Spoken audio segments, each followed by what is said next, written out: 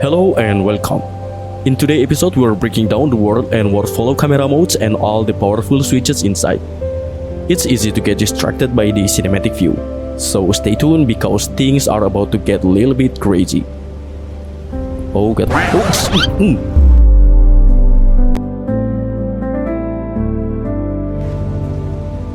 Alright guys, this time I'm going to show you in detail how to use the world camera mode and the workflow camera mode. So first thing first, we are going to try setting up the workflow camera. As you can see right here, we are going to select the mode camera, which is the workflow. And apparently you can see that because of the recording problem. So let's go ahead using the drone camera to set the camera far away from the aircraft, like so. And then let's capture. Notice you can only capture one waypoint if you use the workflow camera mode. And that's all, it is that easy, and let's see the result. So just like that, you already made your first workflow camera mode. Alright then. Right now, let's set the duration, because every time the duration runs out, the camera will respawn back to initial capture point based on aircraft position. So as you can see right here, the camera respawn it again in front of the aircraft every time the duration runs out. So that will provide a continuous shot, create seamless infinite loop of your flight path. Okay, now I'm going to try use the pitch switch located right here, but before I turn it on, let's see how the camera behaves when the switch is off.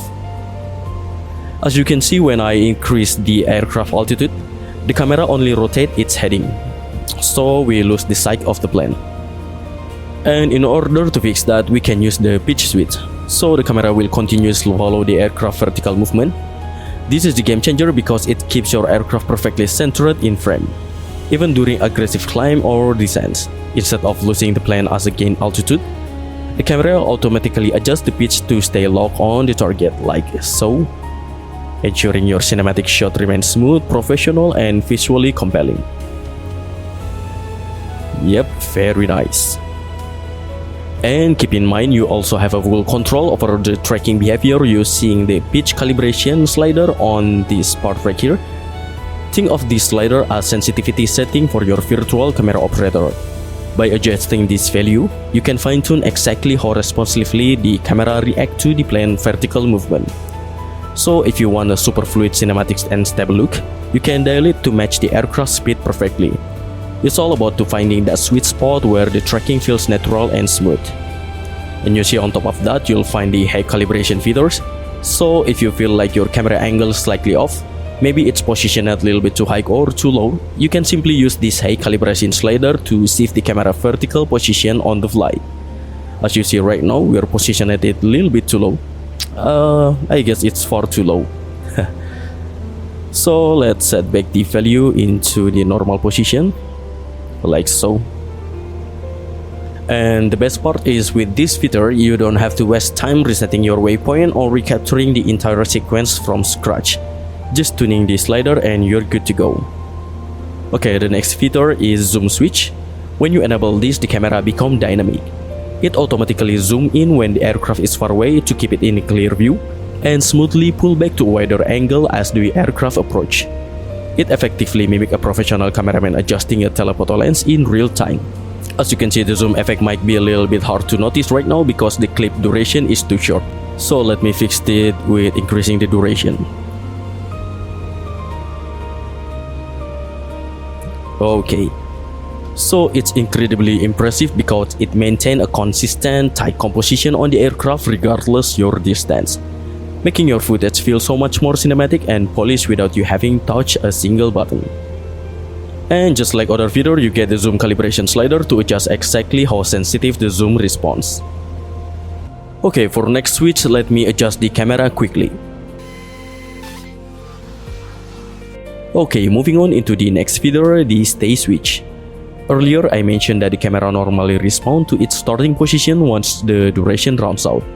But with this switch enabled, the camera stays locked exactly where it is. So this is incredibly useful for creating those classic spotter style shots where you want a consistent, fixed perspective without the camera resetting itself. So let's enjoy this demonstration a little bit, shall we?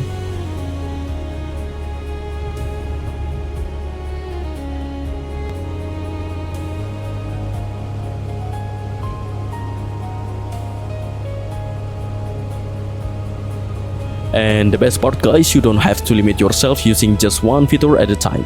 You can combine all of these switches simultaneously by stacking the pitch, stay and zoom control together.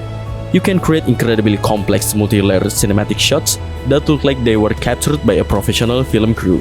I highly encourage you to experiment with different combinations, because when you start layering these effects, that's when the real magic happens and your footage truly come to life, like this one right here.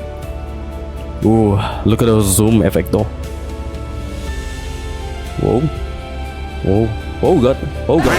Oh.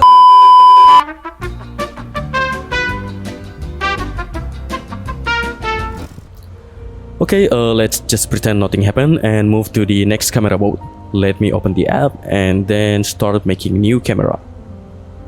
For this camera mode, I'm going to choose the world mode. Yep. So basically in this mode, the camera remains perfectly static in one spot without any automatic tracking or movement. You simply position it exactly where you want it, like we're doing right now. Just at waypoint right here. And however, keep one thing in mind. Because terrain elevation can change significantly, the camera's height relative to the world may vary. You'll definitely want to use those preview feathers first to see how it looks, and use that height calibration slider to fine-tune the altitude. In this case, we are going to use 9 feet maybe. So for all camera we are going to spawn around this area, we'll be using value of 9 feet for height calibration, just to keep everything perfectly consistent. Alright, let me create new camera. Make sure it's on world mode. Adjusting the position right in front of the aircraft, like so. Again, make sure it's on world mode, and then at waypoint. Also, don't forget to adjust the height calibration into 9 feet. Actually, we could still use the 8 feet, but instead we are going to use the 9 feet. Okay, for this new camera, we are going to position it's around the around this turning right here. That's looking good. Let's add waypoint and then set the height calibration into 9 feet. Okay. Add a new camera again, maybe around this whole shot right here. Just repeat the process and you're good to go. Set to the work mode, add waypoint and then set the height calibration into 9 feet. Okay, I think that's enough. Alright guys, let's start up the aircraft.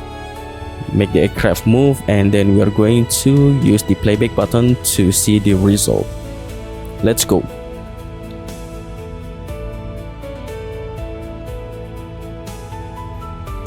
Okay, the airplane is start moving. Let's change the camera before the aircraft out of frame.